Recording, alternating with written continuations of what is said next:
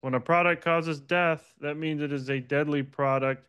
It needs to either get completely off the market or have at least, at the very least, a black box warning. But preferably, it shouldn't be being given to anybody. Primary purpose of the study was to just see, can the vaccines cause death? And quite clearly, we collected that many autopsies. They do, and our governments don't even acknowledge those deaths that we collected. They pretend they don't even exist. Do what your heart tells you. Listen to your gut this time. Don't just follow along. Don't be a sheep. And then we'll be in a positive place in the future.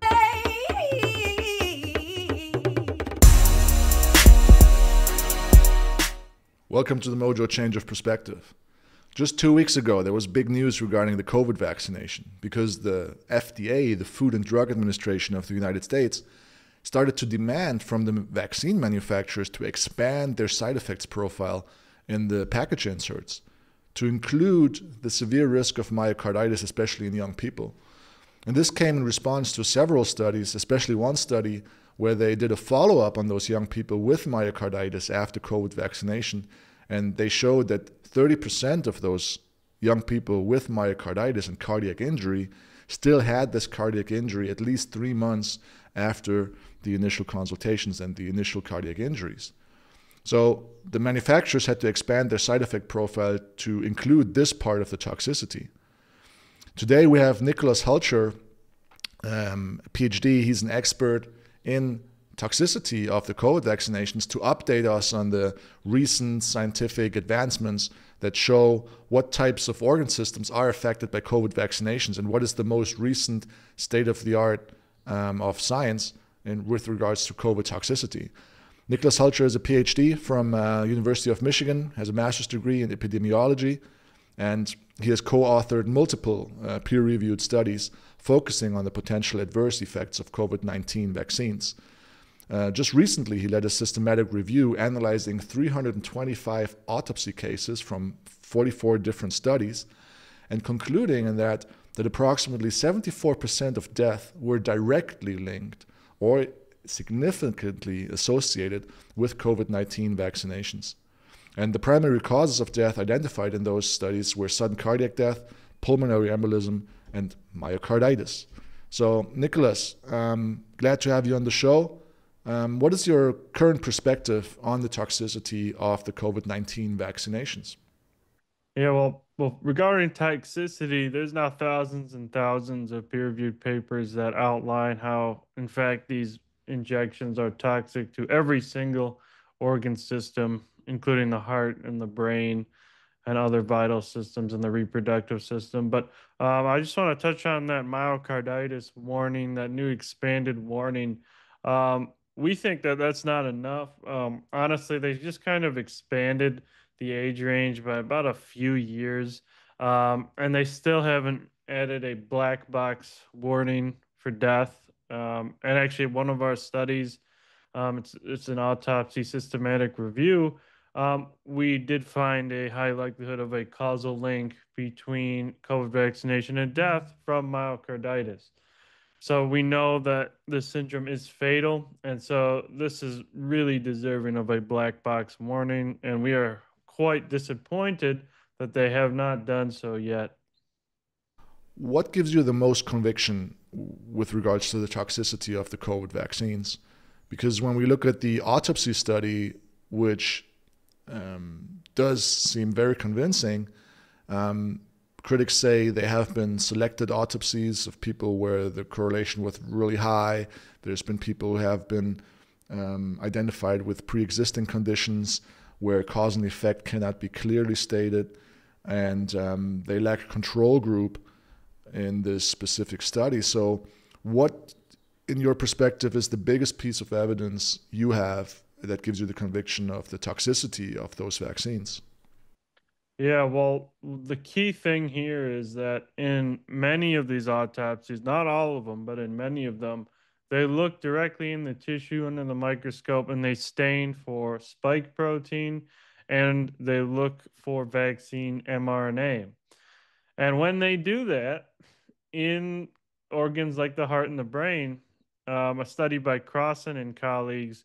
They looked in the hearts of deceased individuals that received mRNA shots. They found the vaccine mRNA directly in the heart.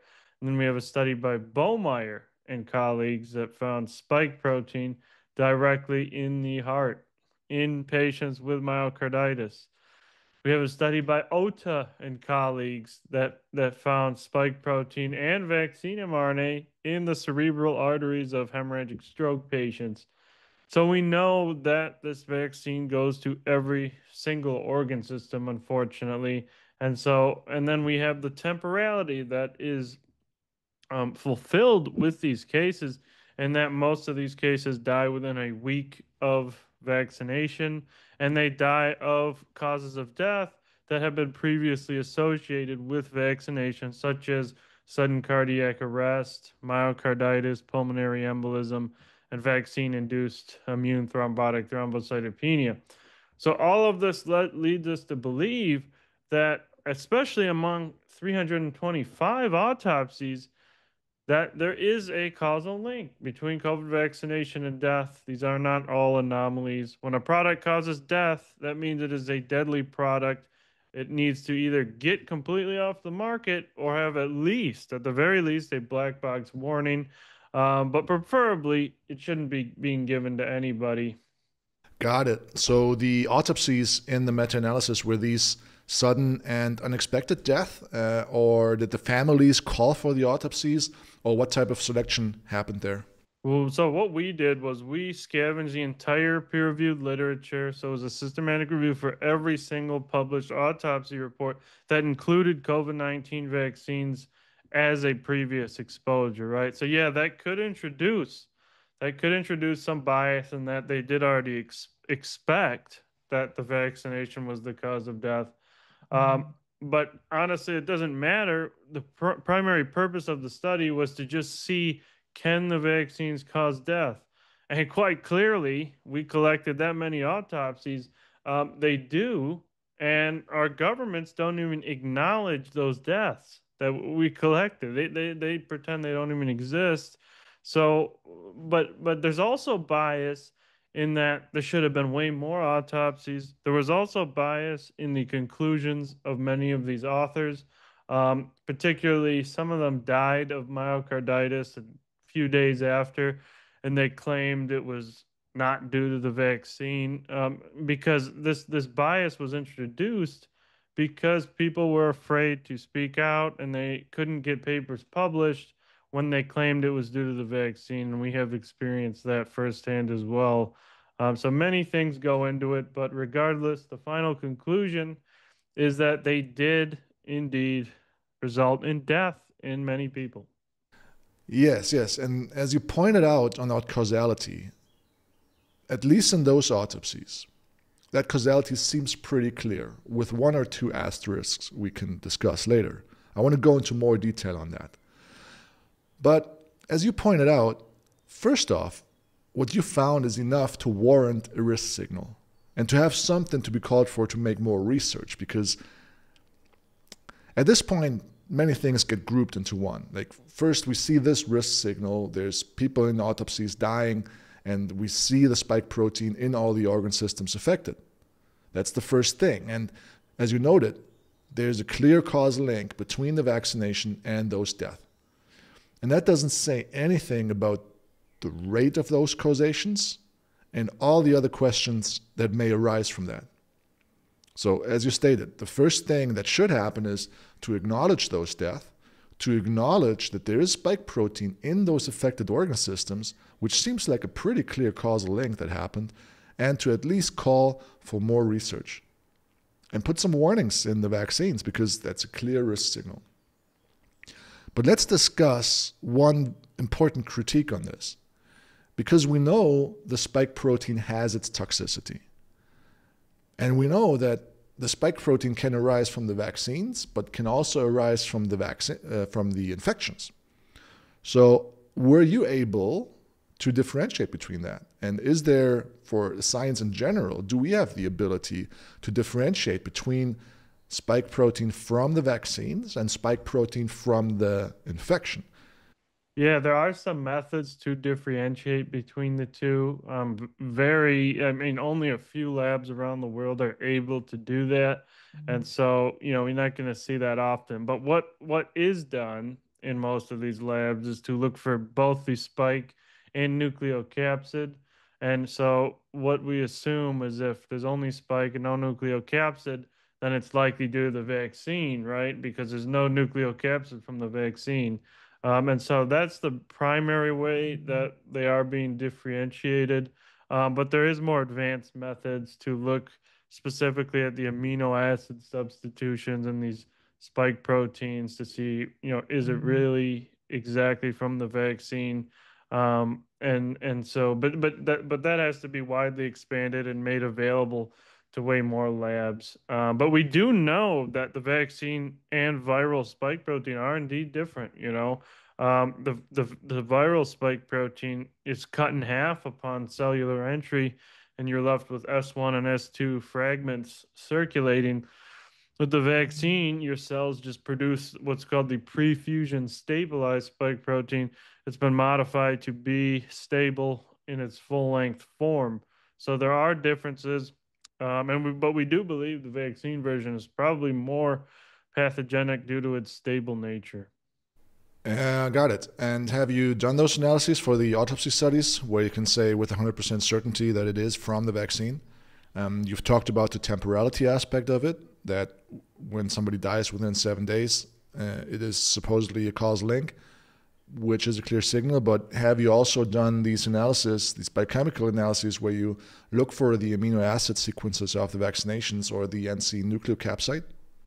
Yeah, yeah, we actually have a few case reports coming up where, in fact, we did find spike protein in an individual over 2 years after injection. We have another one where this guy died a few days after injection, and a lab actually detected SV40 sequences, mRNA, in every single organ system at autopsy. So now that these methods are advancing and becoming more widely available, we will start to see more, high quality analysis of these autopsies. Before in 2021 and 2022, it was very difficult to get that such testing done. Now that it's more widely available, yeah, we will see, I hope, higher quality autopsies, because unfortunately, a large number of them do not stain for spike or look for vaccine mRNA. So that should be standard in every single autopsy in any individual that received an mRNA injection. hmm what are your thoughts on the relative toxicity of the spike protein from the infection and the COVID vaccine? 2 weeks ago, I had a statistician from Germany here, Marcel Bartz, who analyzed the death charts in Germany, and he found we did not actually have higher death rates in Germany in 2020, but the higher death rates started in December of 2020 when the vaccine campaign started and rose all the way through 21 and 22. So what's your take on the relative toxicity? Because I think it's hard to argue to say that the infection spike protein is not toxic at all. Of course it's toxic. We know it has its own toxicity as well. So what is your take on the relative toxicity? Right, right. Yeah, we do know that the SARS-CoV-2 virus is pretty toxic, right? It still does result in a large amount of spike protein in the body. We do know now for sure that SARS-CoV-2 was developed in a laboratory and it appears to be a bioweapon.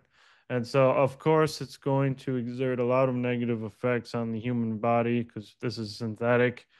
Now, regarding the relative toxicity, we believe that the vaccines do pose a higher risk than the virus. Recently, we published a study. The first author is Nathaniel Mead and colleagues. It has about 340 references, and we looked: does the vaccine or virus cause more myocarditis, or which one causes more severe myocarditis? And we found, without a doubt, the vaccine myocarditis was not only more prevalent, but more severe, more fatal. It had about a 10 to 20% fatality rate. And we do suspect that this is because it does travel in these lipid nanoparticles and in high concentrations directly into your vital organs. And we know that when you have your own body producing this modified spike protein from the vaccine, when you have your own cardiomyocytes producing them, when you have your own brain producing them, we do think, and then you have your own body attacking it in this autoimmune defense mechanism, you're going to suffer greatly. And we do see highly, or the vaccinated populations are faring off much worse, particularly against SARS-CoV-2. Those who receive multiple boosters face higher risks of infection compared to unvaccinated. So not only are they not getting protected after 6 months, they're more likely to be infected. Yes, and it seems that those organs that have the highest uptake of lipids, because as you said, the vaccine is the mRNA of the vaccine is attached to lipid nanoparticles. So the organs who have the highest turnover of lipids are the organs who are most susceptible to organ damage. For example, the brain, the heart, and the liver, and also the testes and the ovaries are most likely highly affected when we follow this hypothesis of lipid uptake, and that the attachment to lipid nanoparticles increases the risk, or at least shows us which organs might be most affected. So what do you say about this? Yeah, that's what's very worrisome to us. There was two recent studies that came out. One was in rats. They injected rats with mRNA doses, inactivated virus vaccines, and placebo. And the rats that got the mRNA lost 60% of their primordial follicles. So that's the finite egg supply in women that doesn't regenerate and is absolutely critical for fertility. It's also called the ovarian reserve. You don't want that reduced by 60%. Now, obviously, that was in mice, but we do think it does translate to humans because that was accompanied by a human study that was just published in the preprint server by Manichi and colleagues out of Denmark. They found that vaccinated women who received a COVID vaccine had 33% lower successful conception rates than those who did not get the COVID vaccines. And this sample size is about 1.3 million. So we do think, unfortunately, that and we know from the biodistribution studies in rats that the lipid nanoparticles do indeed go in high concentrations in the ovaries. In fact, one of the highest uptake among all the organs, it was the ovaries. So it gets in there, destroys the eggs, decimates fertility. We see it now in population data. And so it's very worrisome, right? As our population is already collapsing, as our fertility rates are already reaching far below replacement levels, now we have to face this where people received fertility destroying products. Hmm. Do you see that there are some people who are not affected by this? Because there's been millions and millions of people who have been vaccinated, and it seems that not everybody is harmed by it. So what's your take on that? Maybe any new insights on what protective factors might there be, or do you say everybody is affected? It's just a matter of how much. So what is it that people can do to stay away from harm? How do you see this? Yeah, so we don't know the true answer as to how many people are actually affected, but we can say, I think, with high certainty, that a large number of people won't be affected at all because we know that there's what's called batch variability. Some batches were way more potent than others. About 20% of batches were associated with a large number of deaths, adverse events. Another smaller percentage actually were duds, basically zero adverse events, not even a fever, not even a sore arm. Um, in people who got dud batches, it's possible the mRNA was degraded, wasn't stored properly, or it was just manufactured bad. And so they might be in the clear, right? But the people that got the extraordinarily potent batches probably also riddled with SV40 promoter enhancer sequences. Those are the people we have to be concerned about, and we have to stratify by who's at highest risk. And, we really do need to pour funding into treatment methods for these individuals. We have a few things that we believe do help, but, we got to do more. And you had a half sentence maybe a couple of minutes ago where you said that when the spike gets produced in the body, where you allude to this idea that when somebody is injected, that this mRNA can reverse transcribe into the DNA, which was an early hypothesis that this might happen. And I saw some animal data that was already more than a year ago on this, that this might be possible. So, but I'm not really up to date as of now. So what is your up to date opinion on this idea that the mRNA from the vaccinations can reverse transcribe into the DNA of human cells? So people who are vaccinated might even continually produce spike protein from their own DNA. Yeah, yeah, we do unfortunately now think this is the case. We have three independent sources now stating or inferring that this is indeed the case. We have the first study that came out from Alden and colleagues a few years ago. They looked in a human liver cell line in the test tube, and they wanted to see what Pfizer would do. Pfizer did reverse transcribe into DNA in 6 hours in this human liver cell line. So that was the first clue, clear as day. And then we have the Inmodia lab in Germany.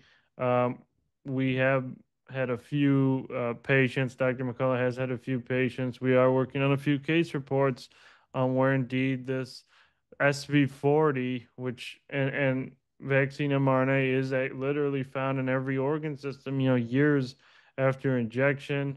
And then we have Neo7 Bioscience. We're working with them. They are collaborating with University of North Texas, and they identified what's called molecular chaos. Years after injection in individuals, they looked at they have a form of genomic transcriptional analysis, it's called, and they find all sorts of anomalies that shouldn't be there. They're at higher risk of cancer. They're at higher risk of all sorts of autoimmune issues. And so they're just getting started there. But the preliminary data indicates that this does indeed reverse transcribe. They've detected also SV40 fragments, and so and this, remember, this is all years after injection. So we do now think, unfortunately, that yes, it can reverse transcribe into the genome. We need more testing, but that's where we're at now. Yeah, if that comes to fruition, if that turns out to be true, that's very bad news indeed. So, Nicholas, to wrap up, what is your take on how to go forward? What is in line for you guys? What are you researching on? What are you working on? And also for everybody listening, what do you want them to do? What can they do? What is the step to action here?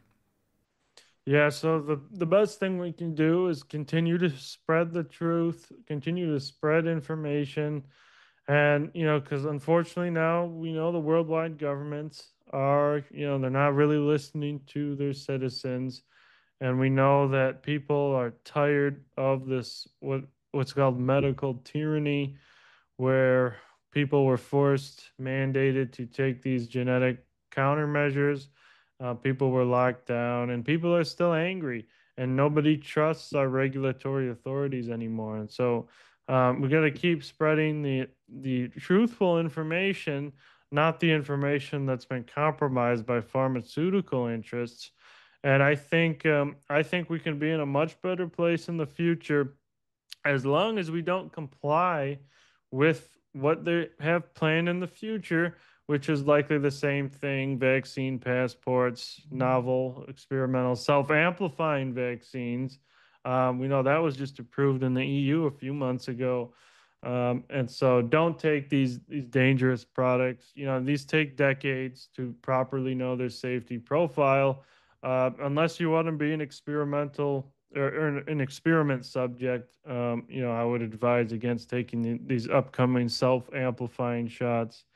But so I guess um, do what your heart tells you. Listen to your gut this time.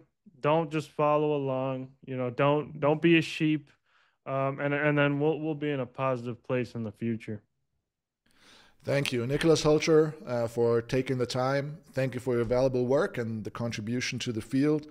I will put all your resources down in the show notes where there's going to be a list of everything that you've mentioned today and where everybody can do their own research. So thank you from the heart for all your valuable work, and wish you a wonderful week.